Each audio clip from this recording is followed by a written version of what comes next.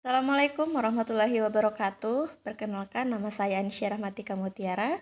Pada video kali ini saya akan memperkenalkan tentang budaya Bali. Provinsi Bali memiliki 9 kabupaten atau kota yang terdiri dari 8 kabupaten dan 1 kota. Yang pertama ada Kabupaten Badung, Kabupaten Bangli, Kabupaten Buleleng, Kota Denpasar, Kabupaten Gianyar, Kabupaten Jembrana, Kabupaten Karangasem, Kabupaten Klungkung, dan Kabupaten Tabanan. Suku-suku Bali. Suku Bali atau dalam bahasa Bali disebut dengan anak Bali, Wong Bali, atau Krama Bali adalah suku bangsa mayoritas di Pulau Bali yang menggunakan bahasa Bali dan mengikuti budaya Bali. Menurut hasil sensus penduduk Indonesia tahun 2010, ada kurang lebih 3,9 juta orang Bali di Indonesia. Sekitar 3,3 juta orang Bali tinggal di Provinsi Bali dan sisanya terdapat di Nusa Tenggara Barat, Sulawesi Tengah, Lampung, Bengkulu, dan daerah penempatan transmigrasi asal Bali lainnya. Bahasa yang ada di Bali. Yang pertama adalah bahasa Bali. Bahasa Bali terdiri atas 2 dialek, yaitu dialek Bali Aga atau Bali Mula yang dituturkan oleh penduduk Bali di daerah dataran tinggi. Selain itu, dialek Bali dataran yang dituturkan oleh penduduk yang pada umumnya berdiam di daerah dataran rendah di Bali. Yang kedua ada bahasa Jawa. Bahasa Jawa adalah bahasa yang berasal dari Pulau Jawa. Bahasa Jawa yang terdapat di Bali diucapkan di Kabupaten Buleleng. Yang ketiga ada bahasa Madura. Bahasa Madura merupakan bahasa yang berasal dari Pulau Madura. Bahasa ini tersebar di Provinsi Jawa Timur, Nusa Tenggara Barat, Bali, dan Kalimantan Barat.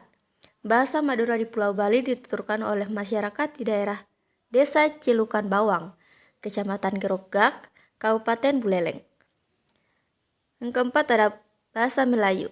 Di Pulau Bali, bahasa Melayu dituturkan di Kelurahan Laloan, Kecamatan Negara, dan Kabupaten Jembrana. Yang kelima ada bahasa Sasak Bali. Bahasa daerah Bali lainnya yakni bahasa Sasak. Bahasa Sasak adalah bahasa yang berasal dari Pulau Lombok, Provinsi Nusa Tenggara Barat. Bahasa Sasak berkembang di daerah lain termasuk Bali, yaitu di Desa Tianyar, Kecamatan Kubu, Kabupaten Karangasem, dan di Desa Celukan Bawang, Kecamatan Grogak, dan Kabupaten Singaraja. Agama di Bali. Sebagian besar suku Bali beragama Hindu. Sebanyak 3,2 juta umat Hindu di Indonesia yang tinggal di Bali, dan sebagian besar menganut kepercayaan Hindu aliran Siwa Buddha sehingga berbeda dengan Hindu India. Para pendeta dari India yang berkelana di Nusantara memperkenalkan sastra Hindu Buddha kepada suku Bali berabad-abad yang lalu. Masyarakat menerimanya dan kemudian mengombinasikannya dengan mitologi pra-Hindu yang diyakini mereka. Suku Bali yang telah ada sebelum gelombang migrasi ketiga dikenal sebagai Bali Aga. Sebagian besar menganut agama berbeda dari suku Bali pada umumnya. Mereka mempertahankan tradisi animisme. Upacara adat di Bali. Yang pertama ada upacara ngaben, yaitu merupakan upacara pembakaran jenazah yang dipercaya oleh masyarakat Hindu Bali sebagai ritual untuk menyempurnakan jenazah kembali ke Sang Pencipta. Upacara ngaben terbagi menjadi 3 jenis. Yang pertama ada ngaben sawawedana, ngaben astiwedana, dan swasta. Upacara ngaben sawawedana dilakukan setelah jenazah diawetkan sebelum waktu ritual pembakaran berlangsung. Sementara itu, ngaben astiwedana dilakukan setelah jenazah dikubur terlebih dahulu. Terakhir ada upacara swasta yang dilakukan bagi penduduk Bali yang meninggal di luar daerah atau jasadnya tidak ditemukan. Kemudian ada upacara melasti. Upacara melasti merupakan upacara pensucian baik untuk diri sendiri serta benda sakral milik pura. Dalam kepercayaan agama Hindu, sumber air seperti danau, laut, maupun mata air merupakan sumber kehidupan atau tirta amerta. Dalam acara ini, masyarakat berbondong-bondong menuju laut atau sumber air dengan berpakaian putih, serta membawa perlengkapan persembahyangan yang biasanya mengusung pratima, benda atau patung yang disakralkan untuk dibersihkan skala-skala dan niskala. Yang ketiga ada upacara atau Hari Raya Saraswati. Adalah hari raya untuk merayakan ilmu pengetahuan. Pada hari raya ini, umat Bali biasanya melakukan upacara khusus untuk memuja atau mengagungkan Dewi Saraswati yang dipercaya membawa ilmu pengetahuan di bumi hingga membuat semua orang di dunia menjadi pintar dan terpelajar. Berikut ada Hari Raya Galungan, berasal dari bahasa Jawa kuno yang berarti menang. Sesuai dengan asal namanya, upacara adat di Bali yang satu ini bertujuan merayakan kemenangan melawan kejahatan. Selain itu, upacara Galungan juga digelar untuk memperingati terciptanya alam semesta beserta isinya. Rangkaian Hari Raya Galungan sudah berlangsung sekitar 25 hari sebelum Hari Raya Galungan. Setiap 210 hari, perhitungan kalender Bali, umat Hindu di Bali merayakan Hari Raya Galungan. Kemudian ada upacara Mapandes atau dikenal juga dengan nama Metatah atau Misuguh. Upacara adat ini dilakukan ketika seorang anak mulai memasuki masa remaja. Dalam upacara Mapandes ini, 6 buah gigi taring bagian atas anak-anak yang beranjak dewasa akan dikikis. Upacara pemotongan gigi ini digelar dengan tujuan untuk menghilangkan nafsu buruk seperti keserakahan, kecemburuan, marah, dan sebagainya. Upacara ngerupuk dilakukan tepat sehari sebelum Nyepi tiba dan masyarakat wajib melakukan persembahan kepada Buta Kala dengan tujuan mengusir Buta Kala agar tidak mengganggu kehidupan manusia saat sedang melakukan berata penyepian. Ritual dimulai dengan mengobori rumah, menyemburi rumah, serta pekarangan dengan mesiu dan memukul benda hingga menimbulkan suara gaduh. Setelah ritual adat di Bali ini selesai, biasanya akan ada pawai ogoh-ogoh yang diarak bersama obor mengelilingi kawasan tinggal warga. Kemudian ada Tumpek Landep, merupakan upacara adat yang dilakukan oleh masyarakat Bali untuk menyucikan senjata dan peralatan yang dimiliki, dengan sesaji dan doa-doa.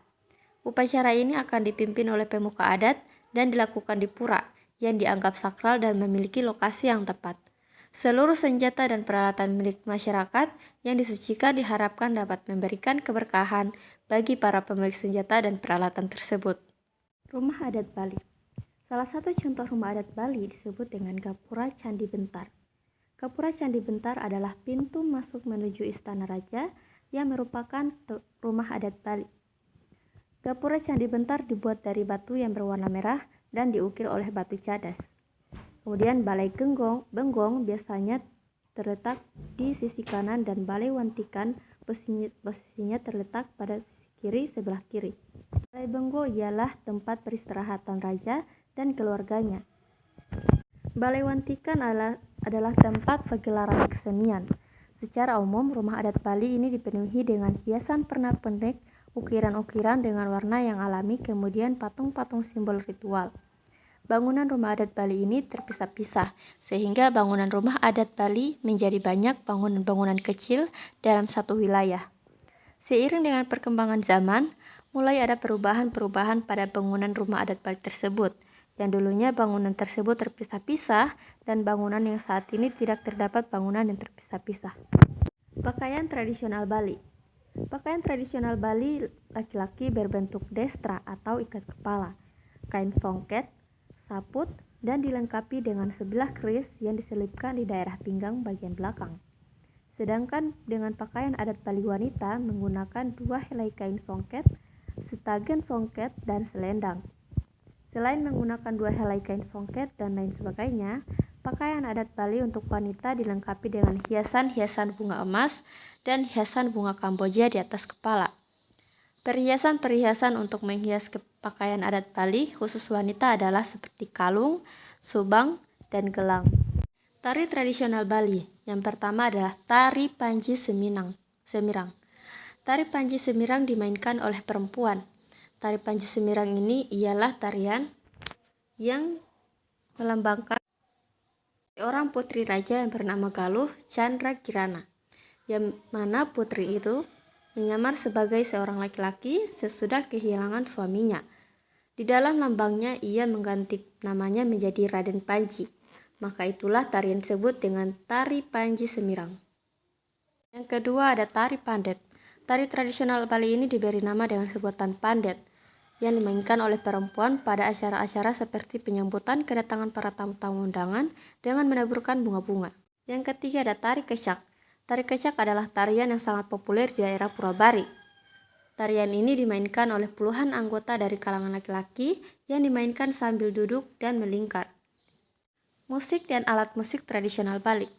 Musik tradisional Bali memiliki kesamaan dengan musik tradisional di banyak daerah lainnya di Indonesia, misalnya dalam penggunaan gamelan dan berbagai alat musik tabuh lainnya. Terdapat bentuk modern dari musik tradisional Bali, misalnya gamelan gong kebiar, yang merupakan musik tarian yang dikembangkan pada masa penjajahan Belanda, serta joget bumbung yang mulai populer di Bali sejak era tahun 1950-an. Umumnya, musik Bali merupakan kombinasi dari berbagai alat musik perkusi metal atau metalofon, gong, dan perkusi kayu atau xylophone. Senjata tradisional Bali. Pada setiap masing-masing daerah pasti memiliki senjata tradisional yang ketika zaman dahulu dipergunakan dengan baik untuk berperang melawan musuh-musuh yang menyerang, berburu, atau sebagai alat tangkap ketika adanya kegiatan resmi.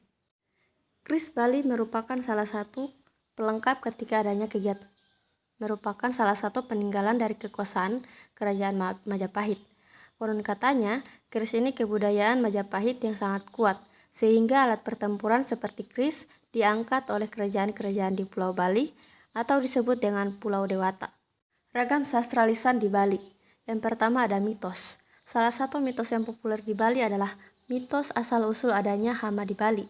Mitos ini tidak hanya sekedar berkaitan dengan persoalan religius magis, tetapi juga untuk melegitimasi pelestarian lingkungan hidup dalam konsep atau falsafah Trihita Karana atau Sudewa. Menurut Sudewa dalam bukunya 2013 halaman 5. Yang kedua ada legenda. Legenda yang terkenal di Bali adalah Jaya Prana dan Layon Sari. Legenda ini sering ditransformasikan ke dalam bentuk drama gong atau arce. Cerita dalam legenda ini diyakini oleh sebagian besar masyarakat Bali pernah ada secara nyata karena ada peninggalannya berupa kuburan dan tempat suci di daerah Singaraja. Tetapi sebagian masyarakat lain tidak percaya karena dari sudut sejarah sulit dibuktikan. Yang ketiga ada dongeng. Berbeda dengan mitos dan legenda, tokoh cerita dongeng biasanya manusia, raksasa, atau tumbuh-tumbuhan. Fungsi pendidikan dan hiburan, khususnya bagi anak-anak, mendominasi bentuk sastra lisan ini, sedangkan fungsi legitimasinya nyaris tidak ada. Misalnya dongeng yang populer sering ditransformasikan ke dalam bentuk seni pertunjukan adalah siap selem, ibawang lan ikusune, tung kuning, dan lain-lain. Makanan khas Bali. Yang pertama ada babi guling, menjadi salah satu makanan khas Bali non-halal yang paling banyak dicari wisatawan saat berkunjung ke Bali. Babi guling Bali dibuat dengan bahan dasar daging babi utuh yang bagian perutnya diisi berbagai macam bumbu dasar seperti kunyit, bawang putih, bawang merah, cabai, dan rempah lain yang menambah cita rasa. Yang kedua ada betutu. Bumbu yang digunakan dalam memasak bebek betutu diantaranya bawang putih, bawang merah, kemiri, jahe, serta berbagai bumbu yang lain. Yang ketiga ada sate lilit, merupakan makanan khas Bali yang cukup unik. Bahan utama sate lilit biasanya menggunakan daging ikan tenggiri dan daging ayam. Yang keempat ada lawar. Lawar adalah makanan khas Bali berupa campuran daging cincang dan sayuran yang diberi bumbu khusus. Bumbu-bumbu yang digunakan diantaranya cabai merah, cabai rawit, bawang merah, dan bawang putih. Yang terakhir ada makanan khas Bali yaitu komoh, biasanya disajikan pada saat upacara adat. Komoh merupakan makanan khas berupa daging mentah yang disajikan dengan dicincang, kemudian diberi bumbu-bumbu khusus seperti cabai merah, bawang putih, bawang merah, dan garam. Permainan tradisional di Bali ada meong-meongan dan permainan megoak-goakan. Ciri khas dan keunikan Bali. Di dunia, Bali terkenal sebagai tujuan pariwisata dengan keunikan berbagai hasil seni budayanya, khususnya bagi para wisatawan Jepang dan Australia. Bali juga dikenal dengan julukan Pulau Dewata dan Pulau Seribu Pura. Kebudayaan dan kesenian yang ada pada Pulau Bali menjadikan Pulau Bali memiliki daya tarik yang sangat kuat bagi para wisatawan yang berkunjung ke daerah tersebut. Demikian itulah berbagai kebudayaan Bali yang telah saya rangkum. Semoga bermanfaat untuk teman-teman sekalian. Wassalamualaikum warahmatullahi wabarakatuh.